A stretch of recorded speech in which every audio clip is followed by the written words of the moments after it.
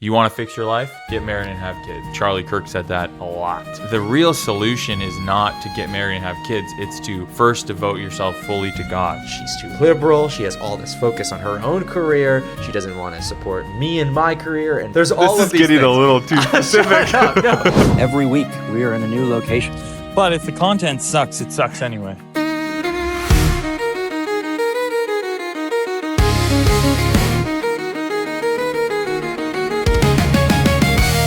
Hello, William. Welcome back, Mason. Welcome back indeed, and welcome to episode 25 of Approach the Bench. We're pumped to be back. By back, we mean spring break just happened for us here at Harvard Law School.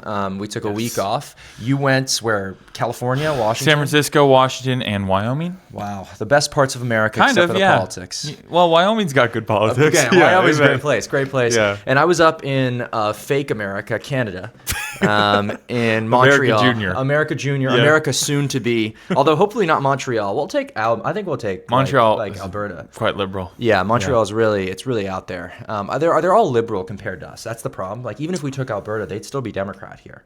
You think so? Oh yeah, definitely. They're as much They're as like they're blue like, collar union kind of guys. Yeah, but maybe? even so, they're still going to be more on the big government side of things. Sure. Which I mean, many people are these days. Many But Republicans are, honestly. the Mason. simple Yeah. solution is just to take all of Canada as a territory, though. And use it as a prison camp. We've talked about that before, right? Use it as a prison colony.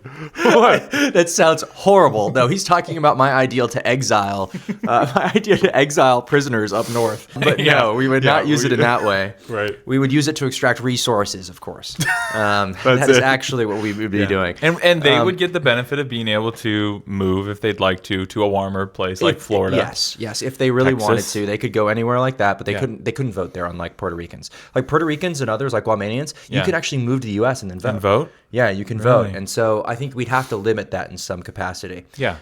Not because it's... I was about to say something crazy. Okay, no. So I went from there, and speaking of Puerto Rico, I went to one of its neighbors, Jamaica. Yeah. Nice. Right afterwards, and it was a really Two interesting former British experience. colonies. Two, Wow. yeah. You were Two. such an imperialist on this I was. vacation. I got That's the full great. experience in both. It's weird in Jamaica they drive on the left, right? Oh. And so it just gives you this sense of like absolute anxiety when you're about to turn, and all of a sudden on a left turn they're immediately turning on red. Yeah. Did you get to drive at all, or just your dad? No, we didn't. We were driven around. Okay. That's how we were talking to Jamaicans. I was driven around over there. No, oh come on! It was like a taxi, and then you hire a guy out. So where Not were in a you good there? way. Like you were in San Francisco. What was the vibe over in San Fran? Felt gross walking around for sure. My feet felt dirty and sticky as I was going through downtown, and I'm not joking. I literally was Dirty and sticky. thinking to myself, I need to take off my shoes before I get into my hotel room. It's just gross, dude. But I It's did. not clean. No, it's not clean. Oh, that's I mean, terrible. what you hear about San Francisco, generally true. I would say quite a few homeless people, a lot of extremely disturbed individuals. And what struck me about San Francisco too, I mean, it's a beautiful city and I do enjoy it. Like the climate was amazing. But what I noticed there that I haven't seen with other homeless populations, it seemed to me that they were younger.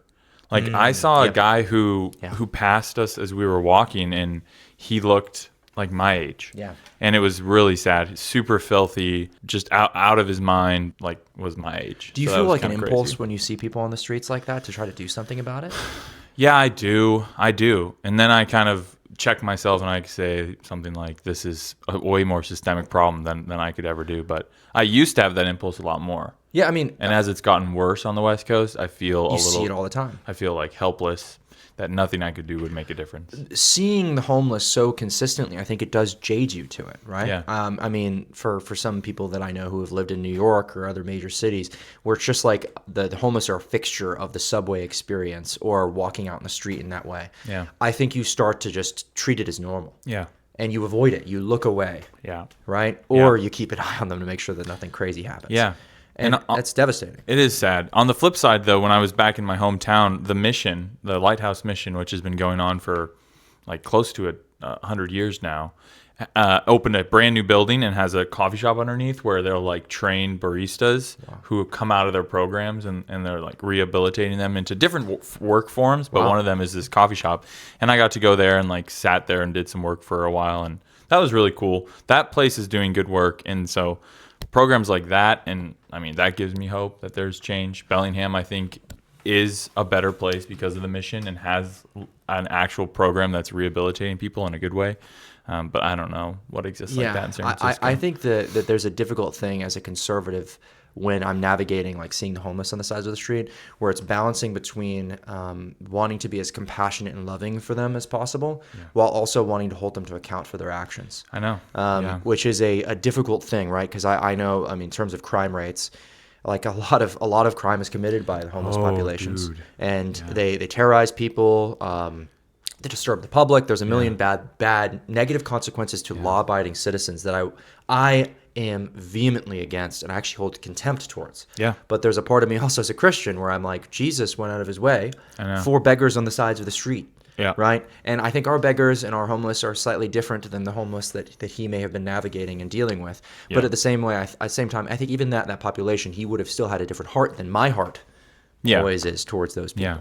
I think the best solution, I mean, when I would volunteer with the Lighthouse Mission, I would have no problem going up to people and just purely loving them, because you're trying to build that relationship of trust so that they eventually come to the mission and maybe partake in the programs that are rehabilitating them.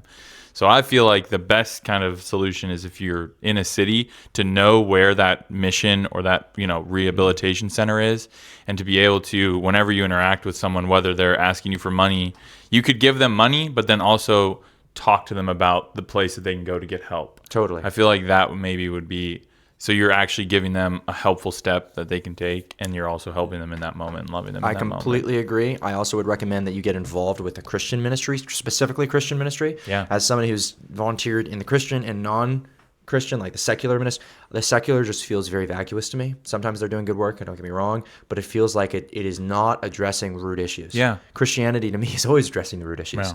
And so I really would prefer, if that's the main thrust of our emphasis, doesn't mean that you can't support these other groups. I remember in DC, there was a homeless woman that walked up to me and she said, I need food. And I pointed her to one of the secular orgs that I knew was in the area. As soon as I mentioned the name, she turned around and walked away. And it's because most the homeless do know.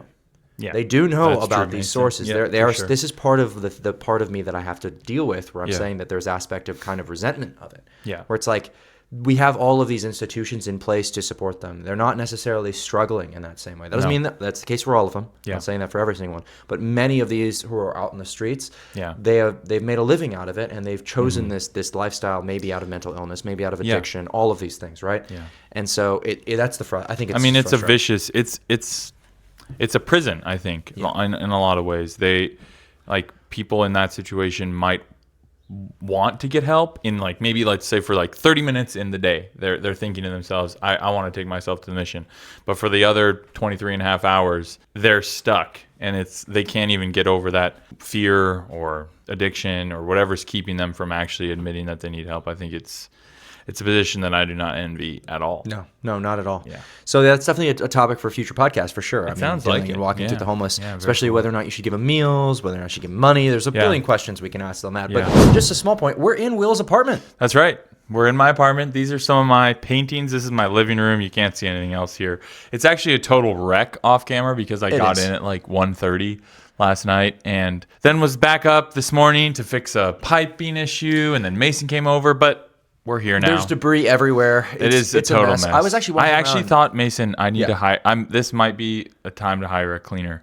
It's like because $200 for a cleaning, I think. Yeah. I just don't think I have the time over the next couple weeks to If you really need to get a clean cleaning, dust. get a cleaning in, Yeah. bro. That's Yeah. sometimes how it works. That's the big law life. You're starting to get into it already. I Look know, at that. for sure. All right, to continue this Volcel special, we are going to touch on a little bit of feedback that we got after the last episode. We did like a quasi episode over spring break. It was just like a release to talk a little bit behind the scenes about It the was podcast. kind of embarrassing. It was. When I saw it rewatched posted, I was yeah. like, "Oh, this hurts that we I know, published this." it was But we did it embarrassing. because we were just like, we're just going to talk openly. We did a riff. We did a riff like back in the day. A lot of people submitted very kind comments. Thank you so much for all those that submitted kind comments.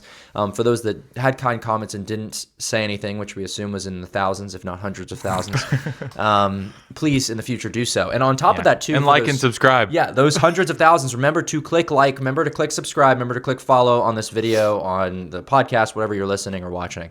We really appreciate it. Our followership is actually 10 times lower than it should be based upon our viewership and listenership. So please do so. But with that being said, Well, just one more thing on that. Oh, Some what's of up? the feedback was so good. I think that we will actually implement it in how we move forward. totally. Just So to add if that while in. you're listening to the podcast, you're like, these idiots as much as it's completely broken and horrible, there's a little bit of potential here.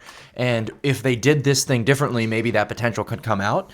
Please feel free to let us know exactly what your recommendation is. We would love to hear it. Yeah, definitely. So that's the last thing to mention there. No yawning. Sorry. No yawning. I'm You gotta tired. wake up. Wake up. No. We've got a big episode ahead of us. We do. Okay, so you ready? Yeah. So we now move Red flag, into green flag. Yeah, red flag, green flag. That's going to be the appetizer. Basically, what this is, it's a really fun game. I'm excited for this. Where I'm going to list off specific like activities or things that a woman does, a disposition, something about them, and you've got to decide, Will, and I'll also chime in too, whether or not it's a red flag or a green flag dating wise. Great. Okay. Yeah, sounds good. And Now you can say like no flag if you're no flag. Yeah, no flag if it's just like I don't care. Red, yellow, or green flag. She texts back immediately. Yellow. I'd say green flag. She's very close with her family. Yellow. For Green sure. flag. No, Green you got to flag. proceed with caution on that one. Has mostly friends of the opposite sex. Red flag. Red flag. She's very active on social media. Red flag. Yellow flag. No. Look who's choosing yellow. Shut up. She's highly career focused. Green flag. Ooh, wait. Yeah. That's a tough one. Like I don't want to be highly career focused either. Yellow flag. Claire, yeah. Yellow flag. She's very religious. Green flag. Green flag, absolutely. She has strong political opinions. Depends on the political opinions. Liberal, red, conservative, green. I agree with that. Yeah. But generally, yellow flag. Oh. Has never been in a relationship. Red flag. Yellow flag. Still friends with their ex. Red flag. Red flag. Has a flirty personality. Green flag. Yellow flag. Loves expensive dates. Red flag. Red flag. Has very few friends. Yellow flag. Red flag. She takes a long time to text back. No flag. I mean, doesn't matter to me. Yellow flag. Has been in many relationships. No flag. Red flag. Red flag. Absolutely. Has a negative opinion of all of her exes. Red flag. Red flag. You gotta love all your exes. I'm just saying, I think so. All of these flags, are there any that you'd actually want to add a little bit more of this discussion to, or are we good? Because like they're very interesting. We just, as you heard us go through multiple different qualities in women. I think, having a few friends could, like, the reason I said yellow on that one is because it could be that she just has a couple of really close friends, 1 or 2 or 3, and that might be all she needs. Or she might be the kind of personality where she's got just a huge social network. I don't think one is better than the other. Yeah. And I think also for the highly career-focused one, I mean, we've had this debate back and forth in terms of like what that looks like. I think both of us, though, are saying yellow in that context of saying like it's not that it's a bad thing for a woman to have a career or be very career-driven. It's then, I think for both of us as men, as women generally, there's an easy idolization of career. Yeah, and we actually, wanna be we'll probably cautious talk about that on this episode. Yeah, When we talk about definitely singleness will and talk about that with singleness. reasons for being single. And I'm also a big fan of texting back pretty quickly if you can, unless you're doing like a kind of snail mail form of text, which is different. Is that an intentional thing that some people do? Snail mail in the sense of like if you're doing long form text. So sometimes when I'll communicate with girls Or voice memos? yeah, something like that, right? It takes a lot more time to invest in the text. So even if I'm free right now, I could shoot you a text immediately. Yes. I can't write you multiple essay texts. No, for sure. And so you got to find different times for that. Yeah. And that ends up being hours, days, whatever. I think I want whoever I'm dating to have an understanding that I'm very busy and that I might text her back slowly. And I feel like I'd have the same Yeah, grace. I do the same thing, but I do that just purposefully to always keep her guessing. There you go. You want to make her feel like she's on. She's probably doing the not same being to thought you. about. Yeah. Yeah, know what I mean? It's just fine. healthy dynamics in dating. You're great. Okay, so speaking about healthy dynamics in dating, let's talk about not dating at all. There we go. All right, ready? Bing bang. Okay, so now we're going to jump into the actual meaty discussion of the day, singleness. So we Fresh meat. we finally get around to the fresh meat discussion. I want to lay some background, some foundation here, okay? As Christians, our views on singleness, and there are some differences between the different faith traditions within Christianity. So the Catholics and Orthodox will tend to have a higher view of celibacy or singleness based upon 1 Corinthians 7. where Paul actually encourages men specifically to try to stay away from getting married or pursuing women in that way, if they're able to. Or he seems to. He seems to, at least. If they're able to, because it's at least in inference and also some direct language, it seems that by doing so, you're able to better commit yourself to the tasks of God. And practically that makes sense, right? If I don't have a wife, if I am not preoccupying myself with all of these passions and that side of my life, my entire energy and being can be poured into, and all my time can be poured into this grander task of serving the poor, of caring for the elderly and children and all these other ministries. So it's part of the reason why priests often within the Catholic Church are voluntarily celibate. It's not something that they hold like super tightly to. They can change that. And actually within the Orthodox Church, some priests are allowed to marry. Yeah. But the bishops, I believe, are not. Bishops, yeah. Now, this is different from the Protestant view. The Protestant view actually would not hold that celibacy is like a higher calling. We would hold it as an equal calling to marriage. And even though we would say we hold it as an equal calling, there's a million Protestant girls who have screamed out now in the abyss as soon as I said that, saying, no, they don't hold it equally at all. Yeah. It is very much marriage is prioritized. That's always their critique. And it does feel that way within our culture at times. Yeah.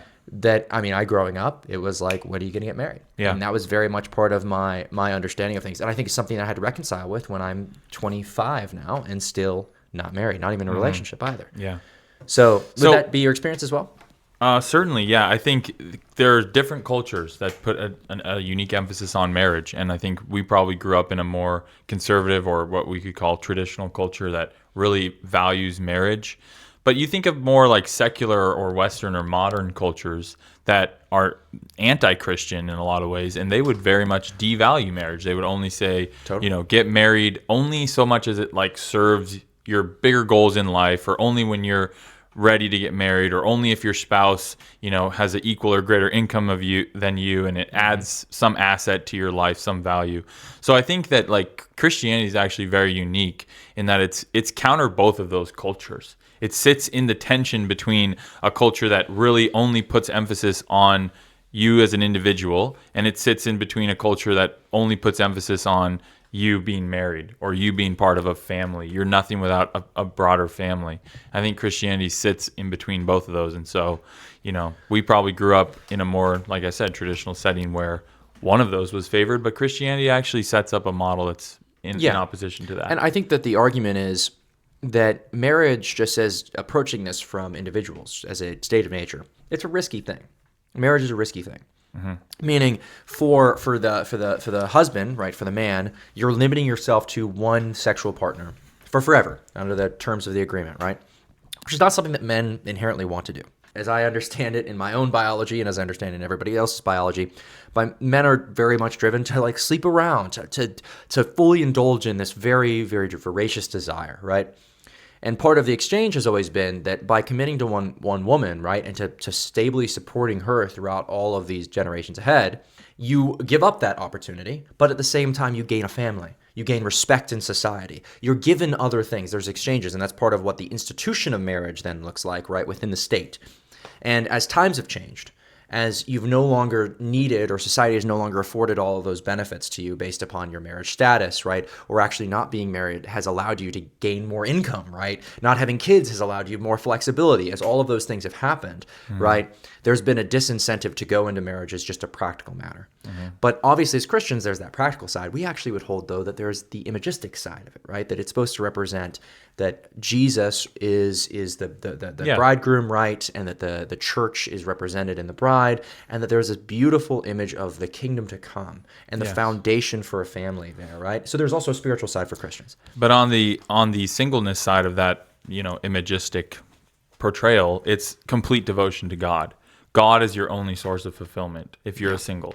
And so I think that in the Christian family, there should be a mix of singles and married couples because they're both imaging things that are different from each other. Interesting. So one image that's set up, I think, is of wives and husbands, and Paul in Ephesians 5 talks about it modeling Christ in the church, and the love there, is supposed to show Christ, how he loves us unconditionally, how we love Christ. And, we can go into that later. But the other image I think that's set up for singles in the church family is complete devotion to God. And Mason was already alluding to this a little bit, where, you have no distractions, you have no other focus in life. And this is one of the reasons that Catholics do and Orthodox do value singleness so much, is because your sole focus is on devotion to God.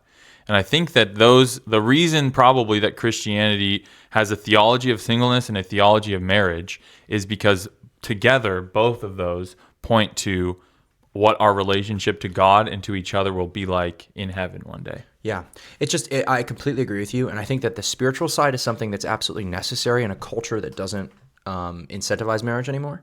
I mean, I just visited Jamaica over spring break, and I remember we were talking with them, and marriage is not something that's really common at all in Jamaica.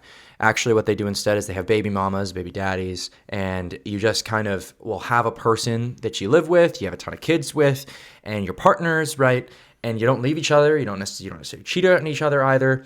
But at any given time, you could still grab your stuff and call it quits, right? And you don't have to worry about all of the strictures of marriage holding you back, or having to divide up assets or figure all these other things out. You would only, in their cultures, get married because of one, like economic, transactional reasons. This is what they explained to us. Or if you're involved in a local church in some capacity, right? There's like the Jehovah's Witnesses are very popular in that area. And sometimes to be able to have like positions of authority within the church, you have to get married. And so then these people who have lived together for decades, they finally get married for those reasons. And what that actually demonstrates to you is that oftentimes, back even in the medieval era, right, one of the main reinforcers of binding people together to form families was the church, right? It was the economic institutions. I think the downside for me as a Christian when I hear that stuff is that I'm like, I would like people to not go into it for those benefits, because that's not a marriage that I think is well grounded, right? But at the same time, functionally, it's funny that the Jamaicans are already committing to each other in one way or another, right? Even if they don't have the actual term for it. For all intents and purposes, that is your husband, that is your wife. They're just not using the term. Yeah. Right? Right. Which is interesting. Yeah. Well, I think it's a distortion of what marriage is supposed to be. And I think that like, Jamaica being one case of this, but I think we see something similar in Western or more secular cultures where you kind of get to have your cake and eat it too, meaning you kind of get to indulge in intimacy with someone to a certain degree, sexually and emotionally, without the bounds that marriage puts on you. I think that's a distortion of what marriage is supposed to be and what singleness is supposed to be. Yeah. Right. So Christians have a really high value for singleness, but it comes with, you're not going to be having sex. You're not going to be getting that intimacy from someone else. You're going to be getting it from God alone. Yeah, well, this actually leads into the next question. I mean, a lot of people will say that Protestants get married at 19 or 20 because they are like, hey, I am burning with passion. Yeah. I want to sleep with my girlfriend. I can't do that, so let's just get married. Right? So would you say that there's an overemphasis on marriage in the church, especially in the Protestant church, from our experience? Yeah, I do. And I think even as I was reflecting on this episode and this topic, I think probably been guilty of putting an overemphasis on this podcast on it. I think of popular, like, conservative Christian messages out there in the podcast and the influencer space, and it is a lot of emphasis on, you want to fix your life, get married and have kids. Like, I think Charlie Kirk said that a lot. That was a and huge he thing. is speaking to a certain problem, right, with young men and kind of drifting through life. The real solution is not to get married and have kids. It's to first devote yourself fully to God. So, and from that, then in either season of singleness or either a season of marriage, that's where you're going to find that fulfillment, not in just getting married and that will solve your problems. I think we're jumping a step there, right? We're jumping the God part and just going to like a Band-Aid solution. How much of this do you think is driven by purity culture, though? In the sense of, I think there's also a desire among a lot of these couples, maybe they're already breaking boundaries. And so a girl sleeps with her boyfriend, and now they feel, well, we already did it. Might as well just get married now, right? So do you think that if we adjusted our expectations of purity culture, that would also affect? No, I mean, at that point, I would say those people probably should get married or probably can get married and be fine. I think the whole like being content in singleness more for me is when you're not in a relationship at all, when you're not, like in the hypo you described, this is already a committed couple. Yeah, they broke boundaries and had sex, but they're kind of already moving towards marriage. I think the whole like singleness part is being content and seeing singleness as a gift in itself. So we think that the church should be able to come up and say, "Listen, here's marriage. It's a beautiful, incredible institution." But it's Here's also singleness. it also can be an idol. And it can be an idol. I don't think don't we want say you- that enough. And singleness is a path. It's a path. And the reality is, you'd sit down with your youth group and you'd say, "Listen, if you're going to pursue marriage, this is how you do it." And you do it in a godly fashion. You have certain boundaries in dating. You have good expectations and intentions. If you feel called to it, that's beautiful and wonderful. Pursue it.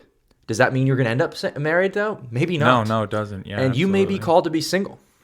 God may call you to be single. That's what you would want to be said in youth groups. So we'll come maybe back to this in a second, but I'm a little bit uncomfortable with the whole calling thing because I think calling can kind of put a burden on someone to discern exactly in that moment what God has for them, and I think calling could be revealed over a journey with God.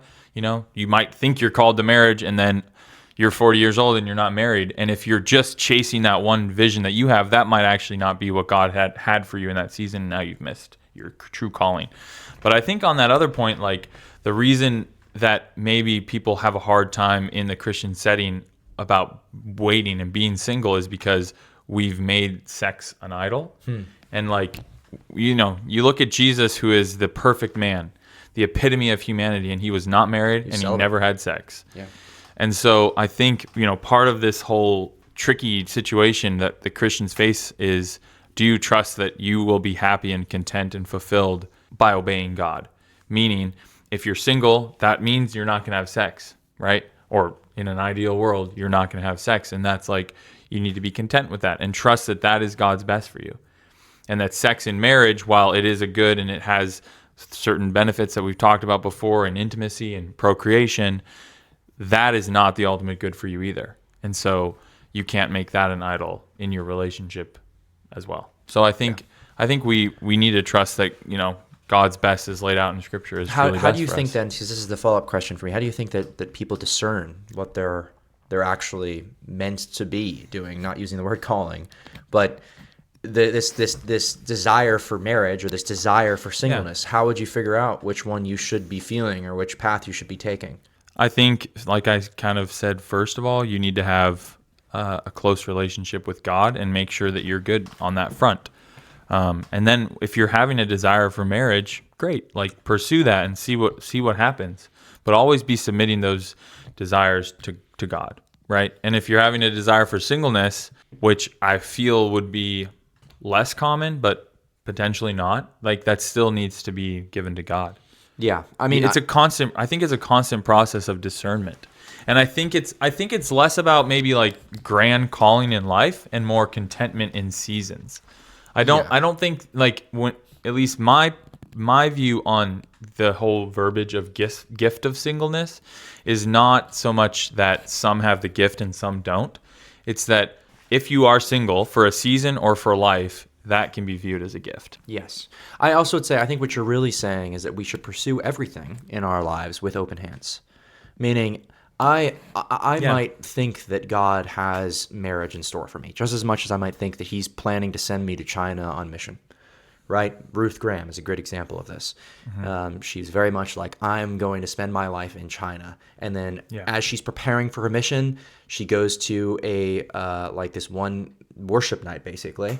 And this guy preaches who she's like, that guy's kind of hot. And then he goes and talks to her afterwards, and they hit it off really well. Yeah. And all of a sudden, she's married to Billy Graham. Yeah. And she's not doing mission in China, but she's doing mission in a different capacity than she expected, right? Yeah. And so I think what we're really called to as Christians, and this is what I encourage in the church, especially with singleness, is I think that we need to approach this topic with a better level of nuance, which I hate nuance at times because it's like, man, I wish I could just give you an affirmative instruction, go pursue marriage or go pursue singleness. But that's not the affirmative command we're given by God. What the affirmative command we're given by God is to have faith in him, to repent and believe. That is the affirmative commandment.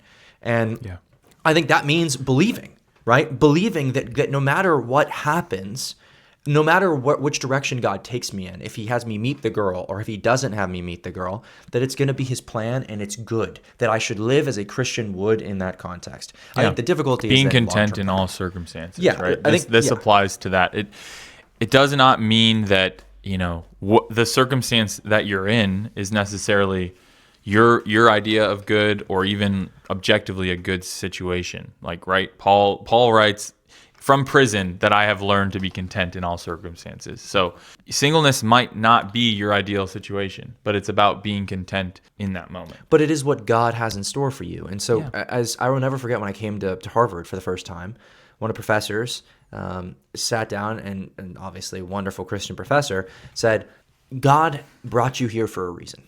And I needed to hear that so desperately.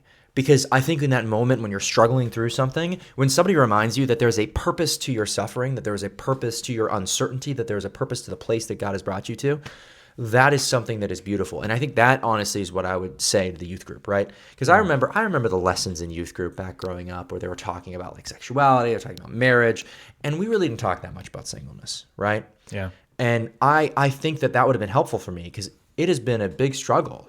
I mean, as much as I say that I'm voluntarily celibate, I am in the sense of like I could have gone out and slept around, but like I am involuntarily single in the sense of I have very much wanted to meet a Christian woman who I could marry and build a life with. Yeah. And that has not worked in the way that I expected it to. I think to your youth group example, preaching a message of like, don't do this works a lot less good than preaching a message of go chase after this. So, if the youth group message is you're going to be married someday and you're going to have all the sex you want, it's going to be great, but don't do it right now. It's classic Protestant. That's not a biblical teaching, nor is it a helpful one because nor is it realistic. The better thing is, look, you're single right now. This is an amazing time of your life because you get to live fully for God. You get to have a ton of friends. Your time is your own. You get to have adventures, and you get to do all of these cool things that you're not going to get to do if you get hitched. And getting hitched is awesome, and there's a certain beauty that comes with putting restraints on your time and freedom and self-sacrificing for someone else. That's beautiful. But there's also a great thing about being single. Yeah. And one of those things that Paul clearly lays out in 1 Corinthians 7 is basically an uninhibited ability to serve God and to live for him. And I think that is a better message for a youth group to be giving to teenagers. And I think that's exactly what you should be saying is that your singleness is an opportunity. It's a door that you can walk through that others aren't going to be able to. I always say this, like when Charlie Kirk got killed, right? I kind of was looking around. I was like, I am a single guy in his mid-20s. I have complete flexibility. If I want to go and go out and take a risk and stand out in the street corner and proclaim the same things that he did and take the risk of getting shot like he did, what happens if I get shot? Unlike him who had a wife and kids. Mm-hmm. Yes, my family would be devastated, but I don't have that same worry and commitment, right? Yeah. I don't have the same time drag in some ways. I have more flexibility. I have more opportunities. And my time at Harvard has been different because I've been single. Yeah. Because of the fact that I've been able to invest so much more in people. Totally. Right? Mm-hmm. And so I do look at that and I realize sometimes late at night where I'm like, man, I wish I was dating. I suddenly pause and I'm like, yeah, but my life would be very different than it is. Yeah. Yeah. And I assume you're about to read some scripture? Well, this is the first time the Bible has ever made an appearance on a I know. event. Wow, look at that. Sorry, God. Episode 25. This is really bad.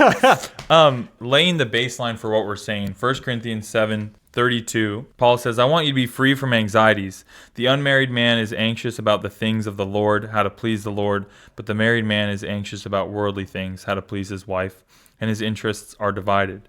And the unmarried or betrothed woman is anxious about the things of the Lord, how to be holy in body and spirit, but the married woman is anxious about worldly things. So I think that's kind of where we've been talking. We've been talking around this passage a lot, but it's basically setting up, what we've been saying, which is you can be free from anxieties that do present themselves in a marriage that don't when you're single. The other thing, though, that I wanted to read is a little bit before this in 1 Corinthians 7, starting at 25. Actually, we'll start in 28. 1 Corinthians starting in 7 and 20, verse 28. But if you marry, you have not sinned. And if a betrothed woman married, she has not sinned. Yet those who married will have worldly troubles, and I would spare you that. This is what I mean, brothers. The appointed time has grown very short. From now on, let those who have wives live as though they had none. Let those who mourn as though they were not mourning, and those who rejoice as though they were not rejoicing. Wow. And then a little further, for the present form of this world is passing away. It's an intense teaching. Yeah. So I think I listened to a great Tim Keller sermon in preparation for this episode, and he focused on this first part, not the second part of 1 Corinthians 7, where Paul's talking about singleness. And his basic point was, Paul seems to be very much speaking in opposition to what he says in Ephesians 5, where he's setting up marriage as this really good thing. And here he's like, if you marry, I won't tell you you've sinned, but it's really not great, is basically like how this reads. But Tim Keller brings this all together where he says both singleness and marriage should be viewed in light of eternity. And that's what Paul's talking about here. It's not that, time is short, Jesus is coming soon necessarily, but it's that everything that you do in life, whether it's marriage, singleness, rejoicing, mourning, etc., these should all be viewed in light of where you will be in eternity. And so your marriage is not going to be the same in eternity, and your singleness is not going to be the same in eternity. Amen. You're going to be part of the family of God. You're going to be fully yourself in Christ, worshiping Him, and fully in relationship with other believers. And so Paul is trying to say, live like that now. So if your marriage is becoming an idol where it's getting in the way of your relationship with God, that's a bad thing. And singleness kind of has a bit of an antidote to that, where you can have an idol of marriage where you're just living for marriage and you're missing God as well. Totally. So I think that's kind of how I would wrap this all up. And so we're just saying contentedness is a big thing. I think it's hard to be content in singleness, but I think it's also, and this is something that's harder to say at times, but it's hard to be content in marriage. Totally. And that's where it's like the grass is always greener mentality, right? And I think that's one of the biggest things that people need to take to heart, especially if you're a single guy, single girl sitting and watching this right now and you're like, man, this sounds nice, but I can't take any of this to heart. I just want a husband. I just want a wife. And that's understandable. But as soon as you get the husband or wife, you're going to be looking around in 5 or 6 years of like, I should have married that guy, right? Or I wish I didn't have this person as my husband. Or if my husband was just a little better, my problems would be solved. It was a little bit like, exactly. There's always that mentality. What we are called to as Christians is to recognize that God has already given us far more than we deserve. Mm-hmm. And once you get to that point of realizing how much grace has been given to you already, it changes your mentality on things. Yeah. Now, here's the other thing, is that also just as a general note with singleness, because I think this is something that I have very much struggled with in terms of like grappling back and forth with that identity in singleness, is that I often spend too much time just talking about dating as a general matter, and I find I use it as a distraction, actually, as an excuse to act as though I'm not idolizing it, right? But it's like I can talk about it with other people, but really what's happening is it becomes an obsession, right? It becomes a thing where I'm trying to find outlets to talk about something that matters to me, rather than actually giving it over to God and saying, I don't need to be talking about every romantic update. I don't need to be asking everybody about their romance lives. Like this aspect of my life can be put in its place. And I think that there's an easy way of like not even realizing that you're idolizing it. You might be watching The Bachelor. You might be watching The Bachelorette. You might be Secret Lives of Mormon Wives. Yeah, you might be watching Secret Lives of Mormon Wives. You might be following certain Instagram couples, right? There are a million ways of trying to find outlets for these desires, for this idolization, and you may not realize you're idolizing it. And I think that's true even in marriages too. You might not realize that you're idolizing other men, other women too, but you're finding outlets. And I don't think we should be doing that as Christians. I don't think we should be using outlets to try to handle these issues. Do you, it seems that you're not giving as much emphasis on idolizing your own spouse. Do you not see that as a risk in marriage? Like in marriage itself? Yeah. Well, see, here's the thing. I'm trying to avoid... Or idolizing your girlfriend or boyfriend, rather than finding your true fulfillment in God. Yes, I actually think that's... Maybe I definitely need to focus on that individually, because I think that once I'm in a relationship, that's something that I'll do, and I've done that in relationships before. But it's been a long time for me, so it's not something that I think about. Although I definitely... just the way that I view the girls I've dated. I view them as like angels, which is not a healthy and that is something that as a single person you're meant to be free from. Yeah, that's an anxiety that you're meant to be free from. I think that's a really interesting point actually about idolizing your significant other. And I think that's something I'm going to struggle with, because I'm also very sensitive to the views and feelings of others. Yeah, and as you've discovered in our quasi-marriage relationship. Or even in thinking like if I could only be a better husband, like Yeah. then this would be, my life would be a dream. Like I think even that's a form of idolatry. Absolutely. You want to be a better husband. You want to love your wife self-sacrificially. And I think it's a difficult struggle. Your life could still suck even if Totally. you're a perfect husband. And that's something that I'm sure married couples could chime in on. Just one thing. Yeah. So I think in what you were just talking about, that's one of the cultures that Christianity is in opposition to. Yeah. Which is finding fulfillment in marriage. Totally. I think something that while I was prepping for this, I felt the tension about how Paul is saying singleness is a good thing. I was like, but wait, what about the radical feminists out there? What about the like Nick Fuenteses out there? Yeah. What about the like Andrew Hardcore. Tates who are like, no, like, yeah, singleness is a good thing. Singleness is good because women suck. Women or suck, men or suck. men suck, Or they you won't want support your desires. yes, or Yeah, go sorry. chase your career and get your Bugatti. That's how Andrew Tate says Bugatti. I got my Bugatti. Oh my gosh. Like, go get those things, right? And that's a distortion of this gift as well. Yeah, that you shouldn't find your calling in resentment of the other sex. Yeah. Or in the fact that you Or think in the other fear. sex isn't going to support your dreams. Yeah. Or So your there's ambitions. like a overemphasis on autonomy and self-sufficiency. That's one distortion of this gift of singleness. And another distortion, I think, is a fear, like a fear of getting hurt in relationships. I don't necessarily know that we experience that, but that is a real thing that we would need to address, right? Like if you put yourself out there, you're going to get hurt. And that's a reason that some people stay single as well. Yeah. That's not what Paul's talking about either. And that's a good point too. I think one of the things that holds men and women back, actually the things that hold men and women back from dating are different, right? Mm-hmm. And there's some overlap, of course, but there are unique concerns where oftentimes the girls I'll be talking with are like, wow, these guys are so conservative, they're so traditional, they're so controlling, they're just transactional. Yeah. All they want is like sex or something. They never supply any support otherwise emotionally. Yeah. They don't like stick around long. There's Yeah. a million concerns with men and about them being supportive and involved. Yeah. And then the men are worried about the women because they're like, well, I don't know if she's too liberal. She has all this focus on her own career. She doesn't want to support me in my career and and have kids for me or like actually sacrifice for kids. She's self-involved. She talks. She's very mean to me and often finds all these faults in me and never is forgiving of me. There's all of these things. little too specific.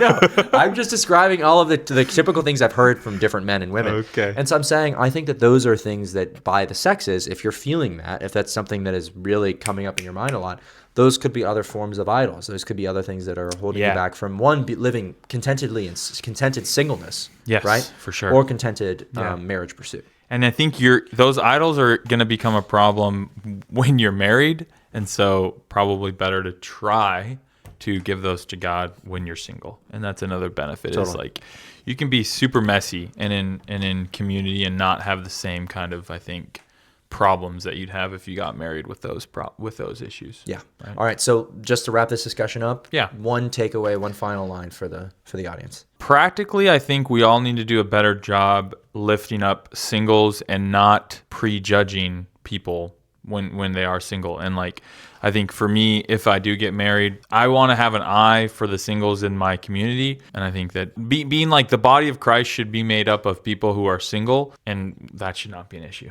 My biggest actual piece of advice is to young people out there, to people who are younger than me, people who are in college, people who are in high school, to really take to heart that God's will for you often will not align with your own personal desires for yourself. And that is a hard thing to be told. But it's because of the fact that you're mortal, you're stupid, you're young, you're all of these things, right? And the things that you think you want are not actually always within your best interests or the best interests of the kingdom. And so I don't think you should be surprised then if you're out there and you're set on changing the world and you don't think that you can ever be married to do that, if you run into the best girl in the world and all of a sudden you're like, I have to change my entire life trajectory. Or you should be surprised if, hey, I was meant to be a trad mom and my only goal in life is to support my husband. And then all of a sudden God is putting you in a place where you're a single woman and that's a lot harder for you. Maybe he's doing that because he's trying to use you for something else or he's trying to teach you something that you would never learn otherwise. Yeah. One of the hardest prayers I've ever made, one of the biggest asks I've ever made of God, and I've asked it multiple times, is to humble me. is to humble me. And I go back to that often on times when I'm feeling lonely or sad or angry at him. And I suddenly remember that I've already asked him to help me remember that I need him. And so it shouldn't be surprising to me that I end up in situations where I feel like I'm not getting the things I want, because that's where I learned that I actually need him. I just remembered a quote that God will protect you from your biggest idols, I think. And so whether your idol is marriage or some vision of singleness, I think God might be protecting you from that and where he's steering you.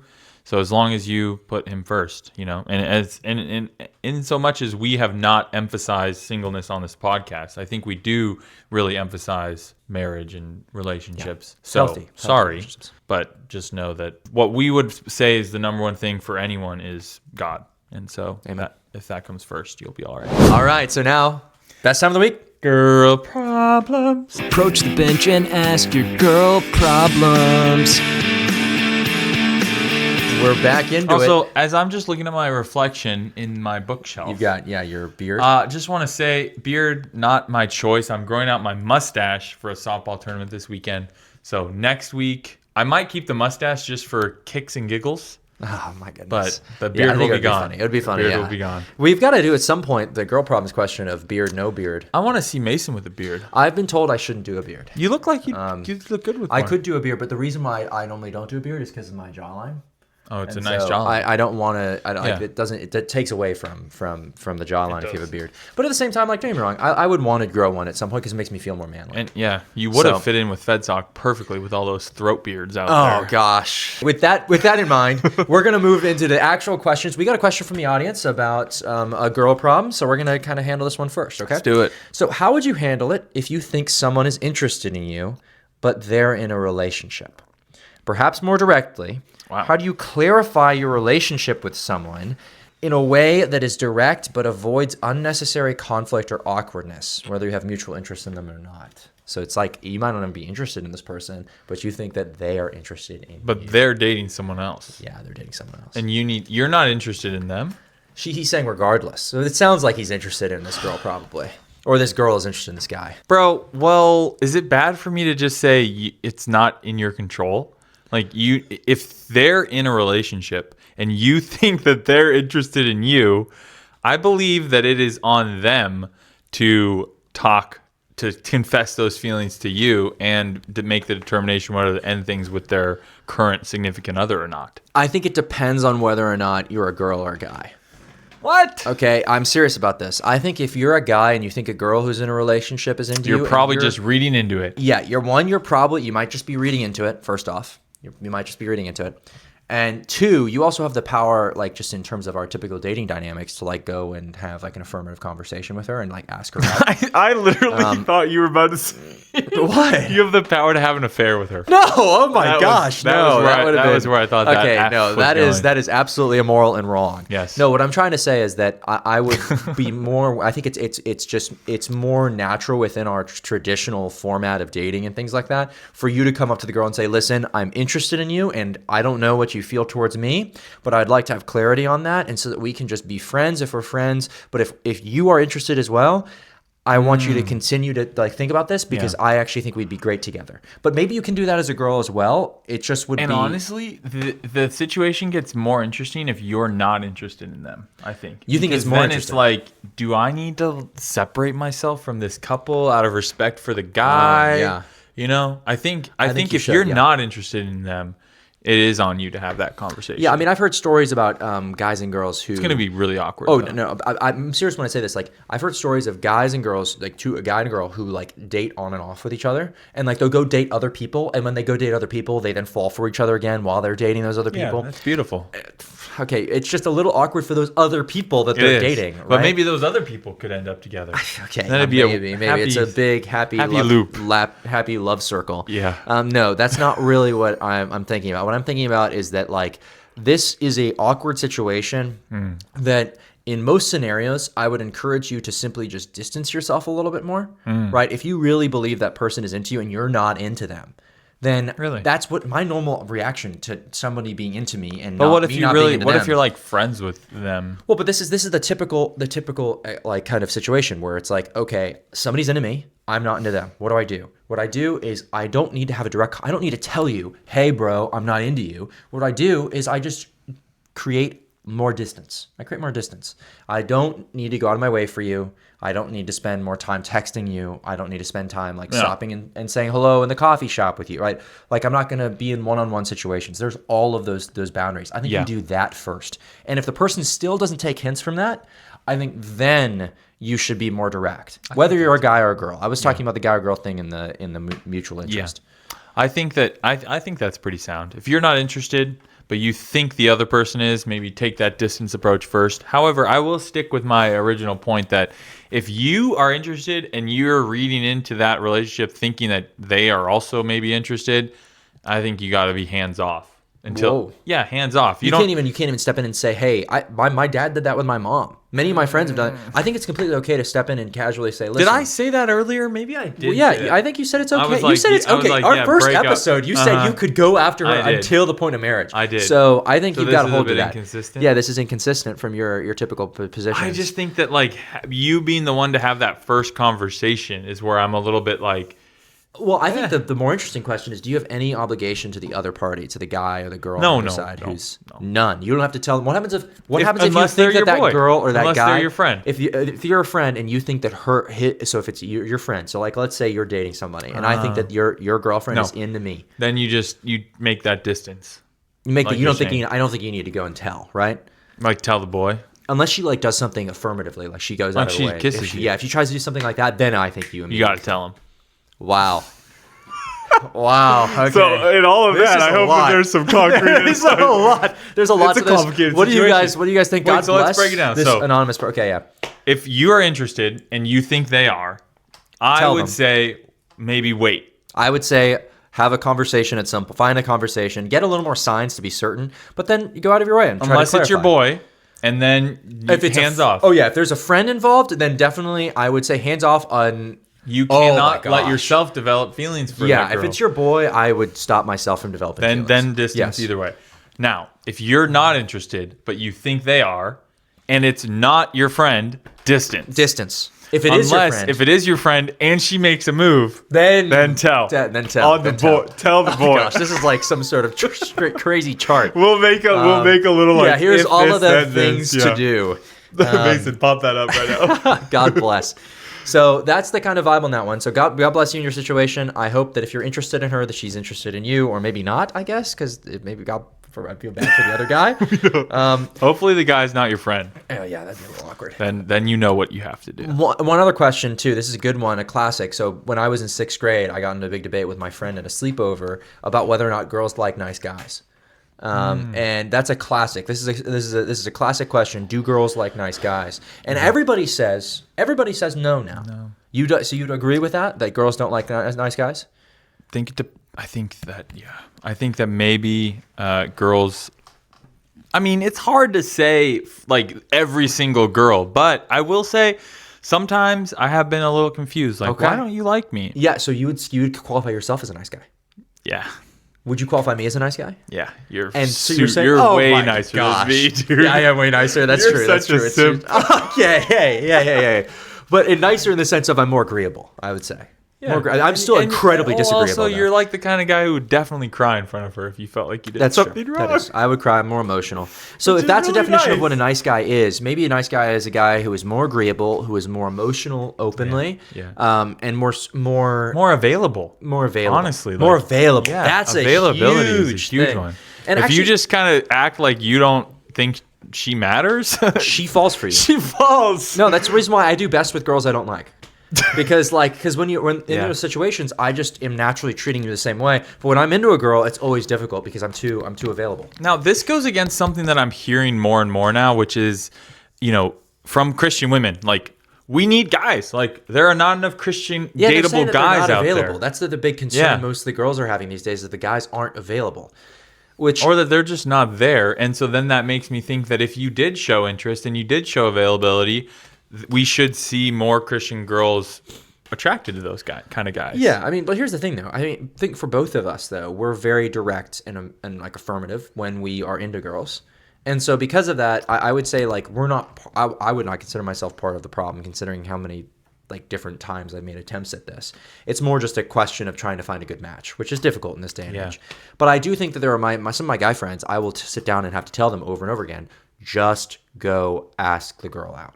Right. And I do think that there is a lot of caution these days. Yeah. From these, I think those nice guys who are now really nervous about making any move towards a girl because they have never experienced rejection. Nobody they know has experienced rejection. And there's no longer a culture of rejection. That's true. Right. There used to be a culture of rejection where, like, you see this back in like the 90s and 80s. People would get rejected all the time by girls and just be like, all right, whatever.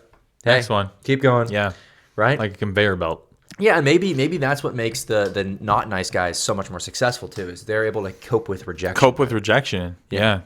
But I will say that the kind of girl who's, if you're getting rejected by a girl and you think that it's because you're too nice, that's a red flag. That might be a red flag. I mean, here's the thing: large surveys show that 80 to 90% of women rate kindness as a top trait.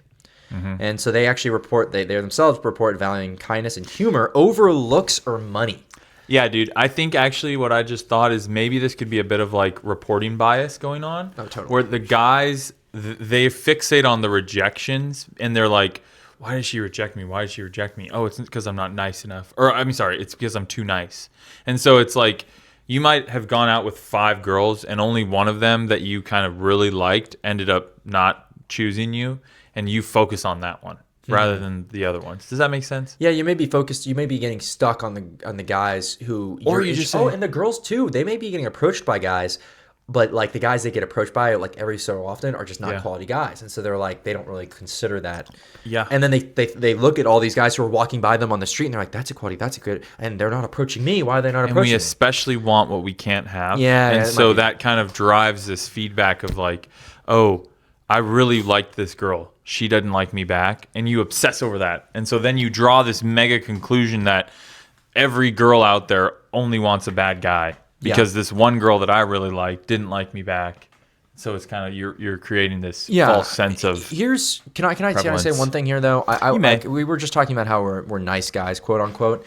I would still say though that as much as I'm more agreeable than you or something like that, we're still incredibly disagreeable. We're lawyers. We're like we're having a podcast where we debate things all the time. That is true. And so like I think one of the qualities that very strong-headed. Strong-headed, yeah. And opinionated. I think the thing that would make me more of a nice guy is really not the agreeability as much in my view, honestly. I think it's more that I think it is that emotional side of being willing to show that and not being as upset when you step on somebody else's toes.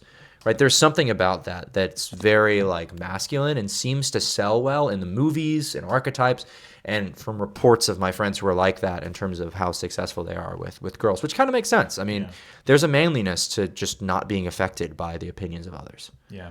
I think maybe I would say outside of Christian girls, I bet this trend maybe is true. And for our non-Christian girl listeners, to the extent that there are some out there.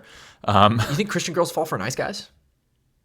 That's maybe. I mean, what I hear from Christian girls is, where are the guys? Dude, where are the guys? And remember, that's like 7 to 1. A lot of quality Christian girls who are with not good guys. Really? Oh, yeah. They're not just. They're not just. They're not. I know a lot of quality girls. Are these all girls that you've been interested in? Yeah, of course. They chose other guys besides me. Okay. So obviously, that reporting bias I was talking about earlier. No, I'm not just talking about that. I'm talking about. I don't know. Generally. Really?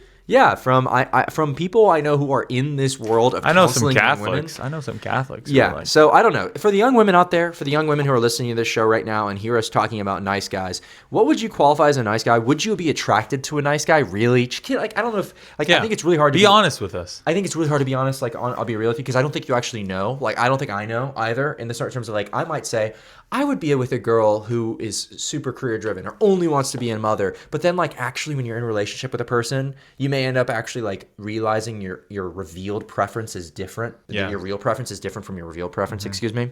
And so like I try your best. Like, have you dated nice guys? Have you dated guys you would consider nice guys and then been like, I wish he was a little more manly, right? Yeah. Like what's your thoughts? Yeah, maybe the guys in church that girls are not going for are just all simps. Yeah, maybe. Maybe. All right, I've got 2 fast ones for you. Okay, quick. Do guys really have a types in girls physically? Is that really a thing? Do you think there's actually a type, or can any type be molded? Any type can be molded. Unless she's out, like Luis was talking about, unless she clearly doesn't work out ever and puts no emphasis on like fitness. For me, that would be an immediate, that's not my type. So there are objective traits of attractiveness probably out there that Yeah. may constrain to some degree. Or it's just like, but generally it's you can, tied to lifestyle, I think, and personality. You know, I think I'd have a really hard time with a girl who was not fit, because a ton of my life is about hiking and biking and skiing and being in the outdoors. Yeah, I think there's a lot of confusion between girls. They often think like a guy who goes for brunettes goes for brunettes. A guy who goes for blondes goes for blondes. And it's like, in my experience, that is not the case. So I think that girls will often get locked up, right, in thinking about that, or guys will get locked up in thinking that this girl has this strange type, and maybe they do to some degree, but these types are moldable, I think. I think so. You just like hair can always be dyed. Yeah, hair can be dyed, bodies can change. That doesn't mean that there aren't there aren't preferences still, at least temporary preferences. Mm-hmm. And so, like, if you see a guy has dated a blonde girl in the past, it doesn't mean that you need to have blonde hair to attract him in any way. That's stupid. Yeah. Okay. That'd be stupid. Next one more for you. Is it gay for a guy to hold hands with his friends? No, didn't we already talk about this on the podcast at one point, that we respect cultures where they hold hands with each other? I hope that we did. The reason I bring this up is because some girls, like, they've talked with me back and forth about these different dynamics, and it is sad to me because, like, I'm a very touchy guy, right? And like I'm a big fan of holding hands, but not waffling. Waffling, as I've said multiple times, waffling is intimate. I will only do that. I think it's gay, as Theo Vaughn said. I think it's gay to sleep with a dude. Right? That's the only thing. That's a good line. Yeah. All right, great, wonderful. That's kind of all I had with the girl problem stuff. Hey, if you guys have any questions, comments, remember you can always submit questions through approachthebenchquestions@gmail.com. There's also a link in our bio. We're going to be talking a little bit more about we've got some interesting content coming up over the next few weeks. We wanted to take a little bit of a break this week from the politics that we typically discuss, and get more into the culture, but I promise you we're going to get back into the controversy of politics and international relations and all that stuff. Things are heating up, man. Amen, they are. They're not going away in Iran. Amen, People are getting pissed off about those gas prices. That's always how it goes. Yep. Anyway, all right. that's all we have for you. God bless. And remember, Jesus loves you.